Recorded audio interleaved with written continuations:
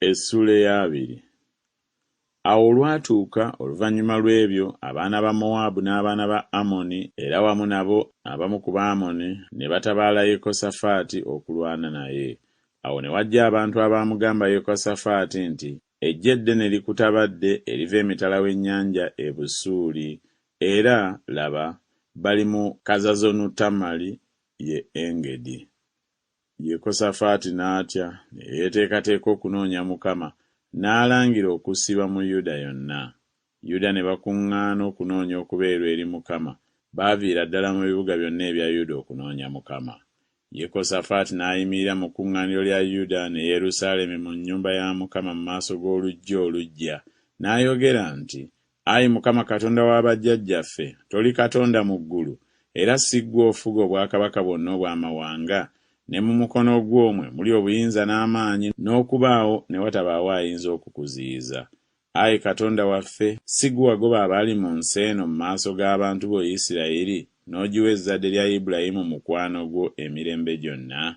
Ne babeera omwo era bakuzimbidde omwo ekiggwa olw'erinnya lyo, nga boogera nti, obubi bwe bunaatutuukangako, ekitala, omusango, oba lumbe oba njala, tunaayimiriranga mu maaso g'ennyumba eno ne mu maaso go, kubanga erinnya lyo liri mu nnyumba eno, ne tukukaabira nga tulabye ennaku, naawe oliwulira n'olokola.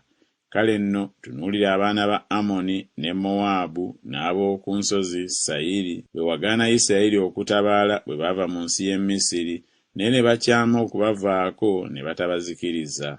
Laba bwe batusasula okujja okutugoba mu butaka bwo bw'otuwadde okulya. Ayi Katonda waffe, tolibasalira musango, kubanga tetulina maanyi n'akatono eri eggye lino eddene eritutabadde, so tetumanyi bwe tuba tukola, naye amaaso gaffe gakutunuulira ggwe. Yuda yenna ne bayimirira mu maaso ga Mukama nga balina abaana baabwe abato ne bakazi baabwe n'abaana baabwe. Awo omwoyo gwa Mukama ne gujjira ku Yakaziyeeri mutabani wa Zekkaliya mutabani wa Benaya mutabani wa Yeyeri mutabani wa Mattaniya Omuleevi ow'oku batabani ba Asafu wakati mu kibiina, n'ayogera nti, muwulire mmwe Abayuda mwenna, nammwe ababeera mu Yerusaalemi, naawe kabaka Yekosafaati. Bw'atyo bw'abagamba Mukama nti, temutya mmwe so temukeŋŋentererwa olw'eggye lino eddene, kubanga olutalo si lwammwe naye lwa Katonda. Enkya muserengete mulwane nabo, laba bambukira awalinnyirwa ezizzi, nammwe mulibasanga ekiwonvu we kisibuka mu maaso g'eddungu Yerweri.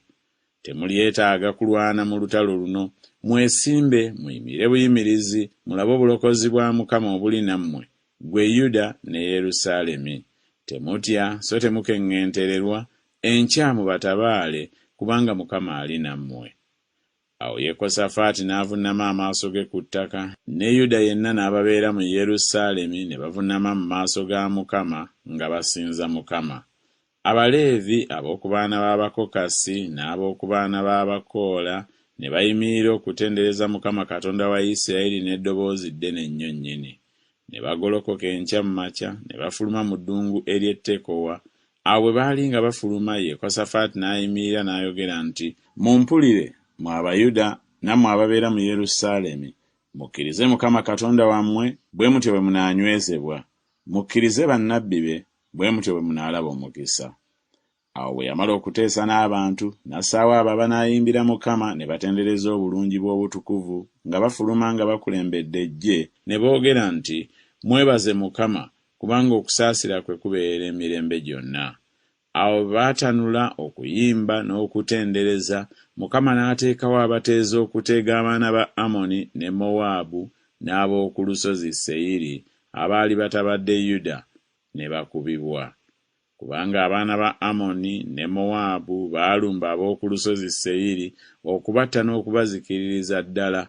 Awo bwe baamalira ddala ab'oku lusozi Seyiri, buli muntu ne beegatta okuzikiriza munne. Awo Yuda bwe baatuuka ku kigo ekikuumirwako eky'omu ddungu, ne batunuulira eggye, kale laba nga mirambo egigudde wansi, so tewaali abaawona. Awo Yekosafaati n'abantu be bwe baatuuka okubaggyako omunyago, ne basanga mu bo obugagga bungi n'emirambo n'ebintu eby'omuwendo omungi bye beeyambulira bokka, obungi bwabyo ne bibalema okutwala. Ne bamala ennaku 3 nga banyaga omunyago bwe gwali omungi bwe gutyo. Awo ku lunaku olwokuna ne bakuŋŋaanira mu kiwonvu Beraka, kubanga eyo gye beebaliza Mukama. Ekifo ekyo kyekyava kituumibwa erinnya Kiwonvu Beraka ne leero.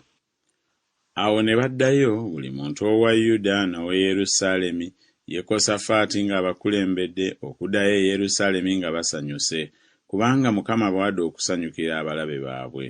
Ne bajja e Yerusaalemi nga balina entongooli n'ennanga n'amakondeere eri ennyumba ya Mukama. Entiisa ya Katonda n'eba ku bwakabaka bwonna obw'ensi bwe baawulira Mukama ng'alwana n'abalabe ba Isirayiri. Awo amatwale ga Yekosafaati ne gatereera, kubanga Katonda we yamuwa okuwummula enjuuyi zonna. Yekosafaati n'afuga Yuda. Yali akamaze emyaka 35 bwe yatanula okufuga, n'afugira emyaka 25 mu Yerusaalemi. Ne nnyina erinnya lye yali Azuba muwala wa Siruki. N'atambulira mu kkubo lya Asa kitaawe, n'atakyama okulivaamu, ng'akola ebyo ebyali mu maaso ga Mukama ebirungi. Era naye ebifo ebigulumivu tebyaggyibwawo, so n'abantu nga tebannaba kukakasa mitima gyabwe eri Katonda wa bajjajjaabwe. Era ebikolwa ebirala byonna ebya Yekosafaati ebyasooka n'ebyamalirwako, laba byawandiikibwa mu bigambo bya Yeeku mutabani wa Kanani ebyayingizibwa mu kitabo kya bassekabaka ba Isirayiri. Awo oluvannyuma lw'ebyo Yekosafaati ne yeegatta ne Akaziya kabaka wa Isirayiri, oyo n'akola bubi nnyo. Ne yeegatta naye okusiba ebyombo eby'okugenda e Talusiisi, ne basibira ebyombo e Eziyonigiba. Awo Eryeza mutabani wa Dodavaku ow'e Malesa n'alagula ku Yekosafaati ng'ayogera nti, kubanga weegasse ne Akaziya, Mukama azikirizza emirimu gyo. Ebyombo ne bimenyeka n'okuyinza ne bitayinza kugenda e Talusiisi.